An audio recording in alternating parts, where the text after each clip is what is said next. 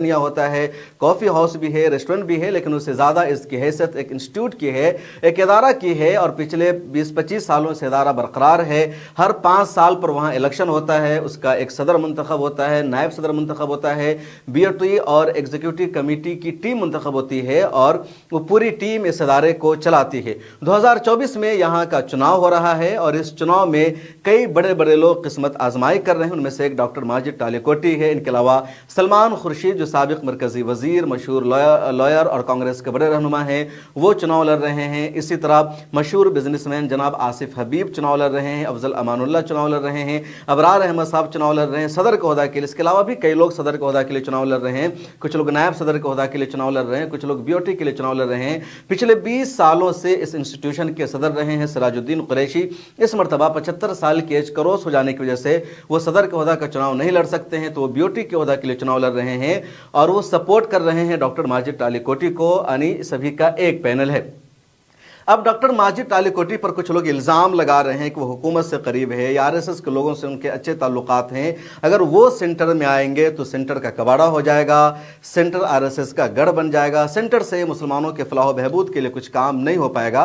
दूसरी तरफ डॉक्टर माजिद टालीकोटी का कहना है कि अगर मुसलमानों के एम्पावरमेंट के लिए, तरक्की के लिए आपको काम करना है तो हुकूमत से मिलकर रहना होगा। हमारी सोच ये है कि जो भी हुकूमत है उससे हम मिलकर कर रहे हैं, उससे हम काम कराएं, हुकूमत को जाकर के हम बताएं कि मुसलमानों के इश्यूज ये हैं, मुसलमानों के मसाइल ये हैं।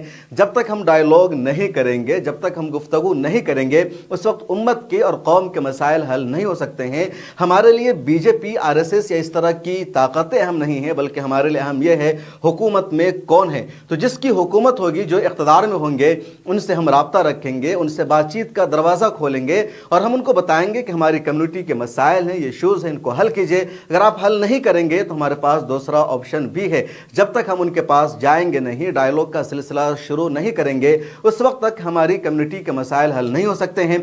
इनका यह भी कहना है, पिछले दिनों दरअसल मैंने इनका इंटरव्यू किया था, तो उस इंटरव्यू में काफ़ी लंबी चौड़ी बातचीत हुई, तो ये कहने लगे कि अगर कांग्रेस की हुकूमत होती, कांग्रेस के लोग इस वक्त अगर वजीर आजम के ओहदा पर होते, राहुल गांधी वजीर आजम होते या मल्लिकार्जुन खड़गे वजीर आजम होते, तो हम उनके पास भी जाते, उनसे भी बातचीत करते। हमारे जो पेशेंट हैं, हमारे जो मरीज़ हैं, कांग्रेस के लोग भी है, बीजेपी के लोग भी है, सभी से हमारे ताल्लुकात हैं। लेकिन एक अलग मसला है, हुकूमत में जो भी रहेगा हम उनसे बातचीत करेंगे, उनसे मसाइल हल करने की कोशिश करेंगे।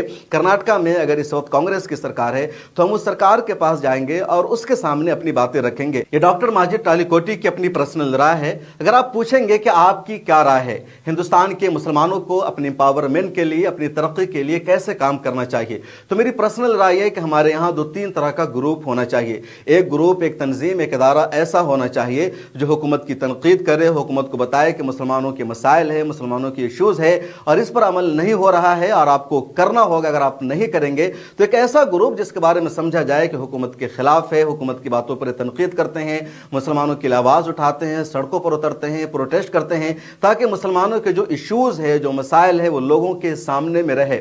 इसके अलावा एक दूसरा ग्रुप ऐसा भी होना चाहिए जो मुसलमानों के मसाइल को लेकर के हुकूमत से बातचीत करे, हुकूमत से उनकी कुर्बत हो, नज़दीक और बताए कि आप मुसलमानों पर जुल्म कर रहे हैं, आप अत्याचार कर रहे हैं और इसकी वजह से मुसलमान सड़कों पर उतर रहे हैं, मुसलमान प्रोटेस्ट कर रहे हैं, मुसलमानों की मॉब लिंचिंग हो रही है, मुसलमानों को बेगुनाह जेलों में डाला जा रहा है, मुसलमानों को बगैर किसी जुर्म के फंसाया जा रहा है। तो एक ऐसा ग्रुप भी ज़रूरी है, एक ऐसा इदारा भी ज़रूरी है जो मुसलमानों के मसाइल को लेकर के अवाम में आवाज़ उठाए, मीडिया में आवाज़ उठाए, सड़कों पर उतरे। दूसरी तरफ एक ऐसा इदारा भी ज़रूरी है जिन तमाम इश्यूज़